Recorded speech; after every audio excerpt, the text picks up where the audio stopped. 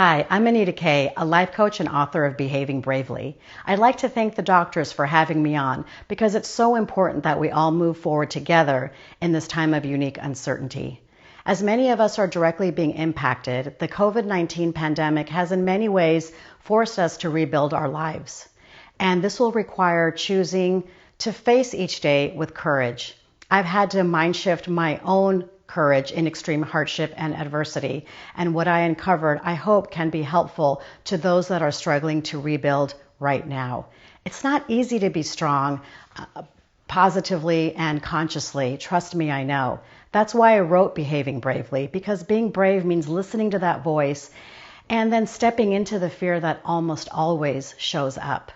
At one point, I lost nearly everything: my marriage, my business, my finances, a parent, aspects of my health, all challenging my viewpoint of my own self-worth. Some of these fallouts you may be experiencing during this pandemic currently: fear, anxiety, mental fatigue, obsessing about the unknowns, even harboring in denial. Dealing with uncertainty will rattle our state of mind over what we have control over versus what we don't. We all have valid reasons to be fearful right now.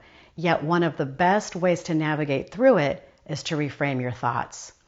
I call this mind shifting, releasing ourselves from non-serving, limited thinking. How do we start?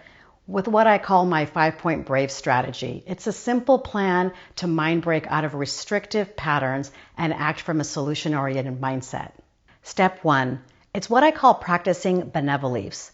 This basically means tuning into that self-talk and reconnecting with more helpful, benevolent beliefs. Because when we alter our beliefs to more constructive ones, then we can only maximize our potential. Step 2 is moving into readiness.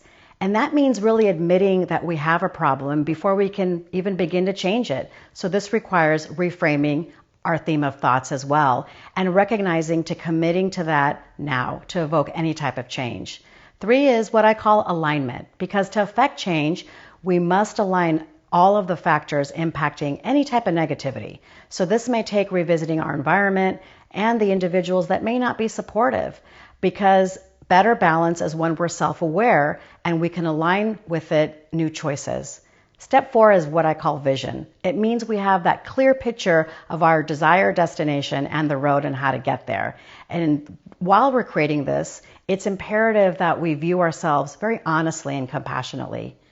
And step 5 is engagement, because once that plan is created, it's time to take action. But this isn't a one-time step. It's a process of action and reaction, and basically learning all along the way. Integrating the simple wisdom keeps us worthy of our personal empowerment. In the wake of the uncertainty, managing our wellness relies on finding meaning in our everyday lives. That keeps us in our truth. As we navigate through challenging times, I believe bravery will lead us into our new normal.